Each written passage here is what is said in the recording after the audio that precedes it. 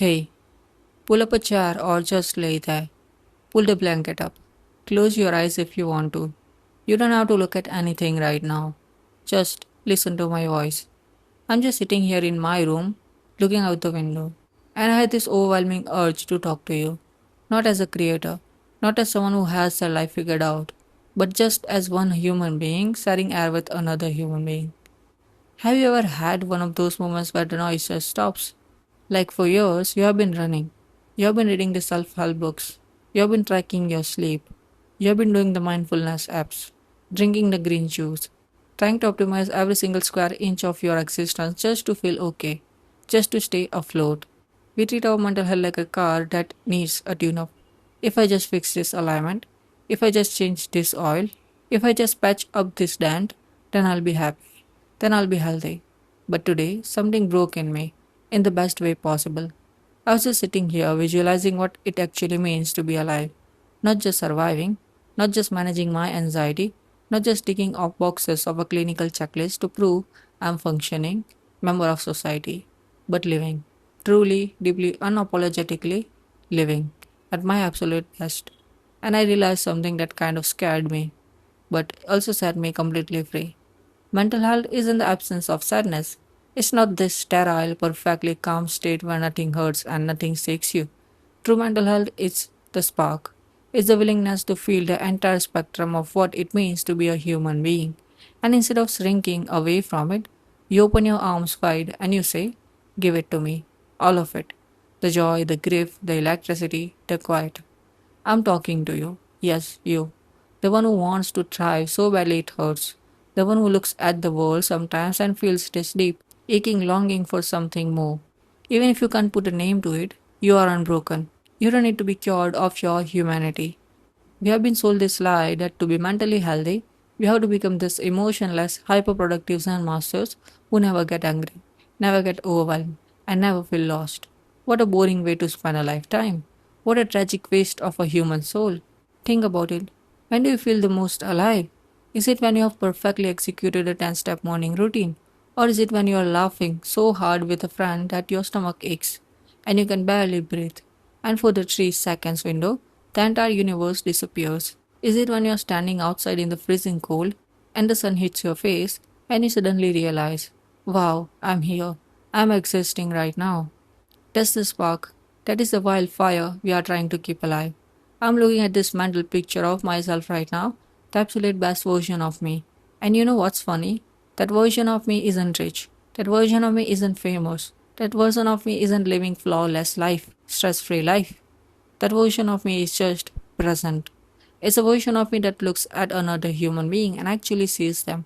It's a version of me that isn't afraid to love fiercely, even knowing that love comes with the risk of heartbreak.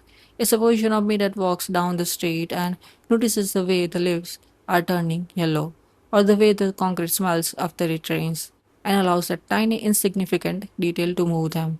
We have commodified wellness to the point where we have stripped the magic out of being alive. We are so busy trying to stay healthy that we are forgetting to actually live. I want you to take a second right now. If you can put your hand over your chest, feel that. That's a heart rhythm that has been beating since before you were born, working tirelessly without you ever having to remind it to. It keeps you alive through your worst days, through the nights you cried yourself to sleep, through the moments you thought you couldn't handle another 24 hours. It's still going. You're still here. You want to know how to actually stay mentally healthy? You stop fighting the current. You stop treating your mind like an enemy territory that needs to be conquered and subdued.